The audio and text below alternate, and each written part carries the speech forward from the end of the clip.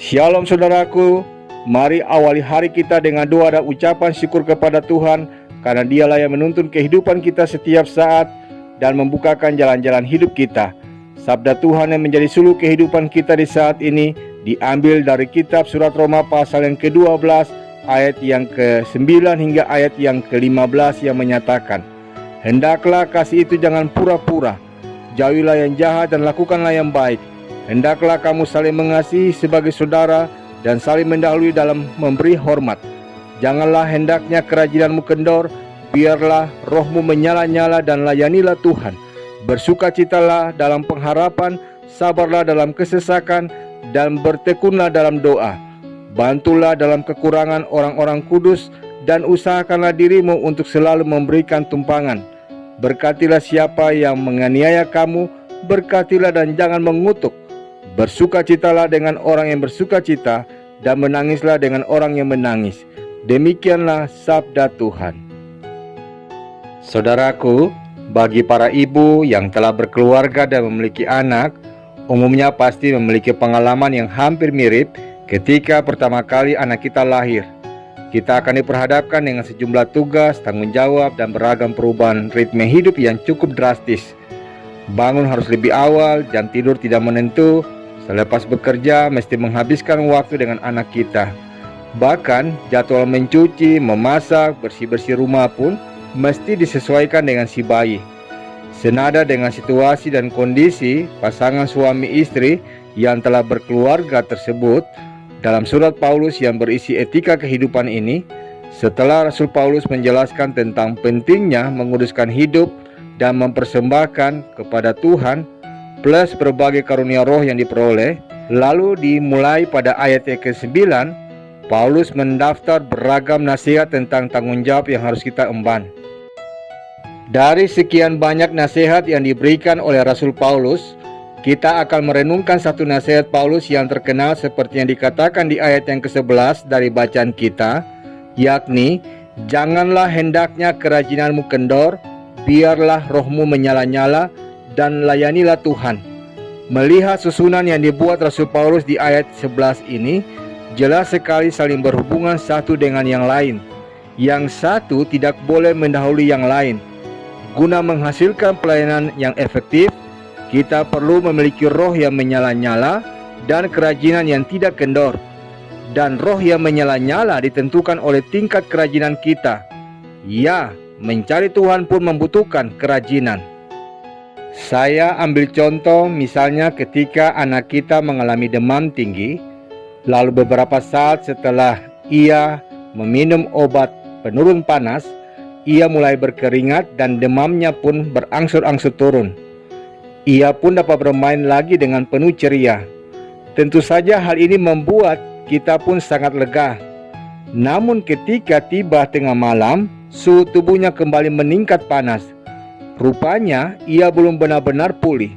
Demam yang sempat turun dan stamina tubuh yang ia tunjukkan hanya merupakan reaksi obat semata. Obat itu hanya menurunkan demam atau panas yang dialaminya, namun belum mengobati sumber penyakitnya. Terkadang saudaraku, kehidupan kita juga seperti itu. Kita menampakkan kehidupan yang sangat rohani, penuh dengan kesalehan, melakukan perbuatan kasih, sabar, bersemangat, dan melayani dengan sukacita. Namun semua itu kita lakukan hanya sesaat, karena stimulus tertentu. Berada di hadapan banyak orang yang baru kita kenal, baru saja mendapatkan pujian dari seseorang, mendapatkan berkat besar yang tak terduga, atau doa-doa kita dikabulkan sesuai dengan harapan kita. Namun ketika semua stimulus itu berlalu, kita pun kembali pada hidup yang lama. Jika demikian, bagaimana kita memaknai perkataan Rasul Paulus ini dalam kehidupan iman kita? Yang pertama saudaraku, bahwa perubahan hidup mestinya terjadi secara permanen, bukan sesaat atau temporer saja. Bukan berarti kita tidak butuh yang namanya stimulus-stimulus rohani, semacam KPI atau kebaktian penyegaran iman misalnya. Itu penting, sebab acara-acara rohani seperti itu memang bisa mengobarkan api rohani kita lagi. namun yang terutama bukan hanya sekedar menyalakan api iman atau api rohani dalam diri kita, tapi bagaimana menjaga dan memelihara api iman itu tetap menyala.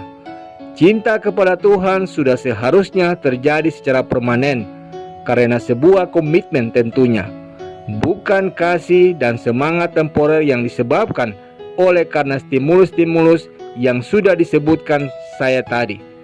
Tepatlah jika Paulus menulis kepada jemaat di Roma, "Janganlah hendaknya kerajinanmu kendor, biarlah rohmu menyala-nyala dan layanilah Tuhan." Kata menyala-nyala pada bagian ayat ini mempunyai pengertian menyala secara konsisten ataupun secara konstan, bukan sesaat saja. Karena kerohanian seperti ini yang Tuhan cari, bukan sekedar seperti reaksi obat saja.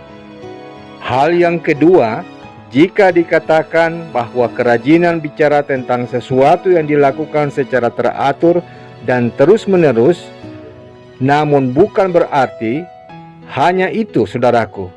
Roh Kudus pun sangat berperan dalam hal ini. Maka dari itu, jangan sampai urusan-urusan duniawi mengurangi waktu dan kualitas kita dalam mencari Tuhan. Demikian juga, jangan sampai juga kita mengabaikan hikmat Roh Kudus, sehingga doa, ibadah, bahkan pelayanan kita kemudian menjadi rutinitas yang dilakukan tanpa gairah. Ya, dari sini bisa kita lihat bahwa ketiganya saling berhubungan. Kita tidak bisa melayani dengan optimal jika tidak ada hikmat Roh Kudus dan tidak punya kerajinan menjalankannya. Kita juga tidak bisa mengklaim punya hubungan yang intim dengan Tuhan jika kita tidak mau melayaninya. Artinya, tidak hanya di gereja, tapi dalam hal apapun yang kita lakukan. Apakah kita masih memiliki roh yang menyala-nyala dalam melayani Dia? Masihkah kita memiliki kerajinan dalam mencari Tuhan? Jawablah itu dalam kehidupan iman kita masing-masing.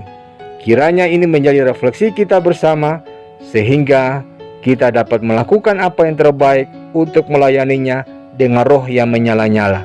Amin. Saudaraku, mari kita satukan hati kita berdoa. Tuhan, kami bersyukur untuk memahami kebenaran firman Tuhan yang kami baca pada saat ini.